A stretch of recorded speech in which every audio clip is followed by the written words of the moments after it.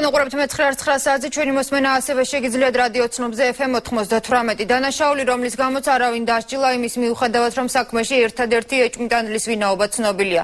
ჭიათურელი ექიმი ალექსანდრე ხახიშვილის გარდაცვალებიდან უკვე 40 დღე გავიდა. მის სასიკვდილო ცემაში ეჭვმიტანილი 25 წლის ახალგაზრდაა, რომელიც ჭიათურაში ნაციონალური მოძრაობის ახალგაზრდულ ორგანიზაციას ხელმძღვანელობს.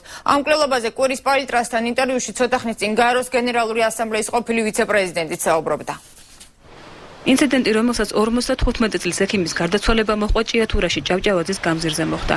ფაქტს არაერთი თვითმხილველი ყავს. ისინი ადასტურებენ, რომ ხახიშვილს ადგილობრივმა მცხოვრებმა 25 წლის მალხას თუთარაშვილმა სცემა. იქ რო გადავიხედეთ, უკვე გზაზე ეგდა.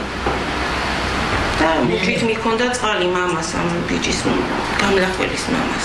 უძლიერესი დარტყმანი იყო მიყენებული, გატეხა შუბლის ძვალი ორმოგი ძვალია და შესაბამისად ძალიან დიდი რაოდენობით სისხლი ჩაიყვარა ცისსარჩევები და ჩაქცევები განვითარდა თავის ტვინში და საბოლოოდ ვეღარ გაუძლო ორგანიზმმა.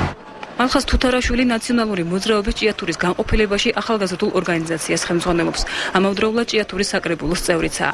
თუთარაშვილის მეზობლები პირად საუბრებში ამბობენ, რომ ხახიშვილის საქმეზე პოლიციამ ის მხოლოდ დაკითხა. თავისთავად ხელისმომოდა იყო იმ დაკითხავენ თავისთავად ხელისმომოდა ზუსტად არავინ იცის რა გახდა ჭავჭავაძის ქუჩაზე მომხდარი ინციდენტის მიზეზი. ადგილობრივთა ნაწილი ამბობს, რომ ალექსანდრე ხახიშვილსა და მალხას თუთარაშვილს შორის კონფლიქტი თვეების წინ პოლიტიკურ ნიადაგზე დაიწყო. ნაციონალი იყო ეს დამნაშავე და ეს ექიმი იყო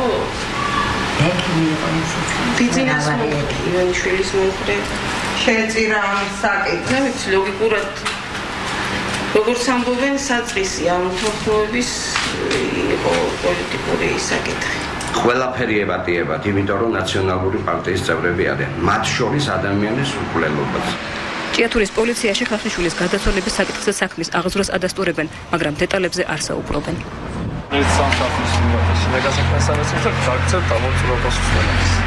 საქმე არის ამცირებული.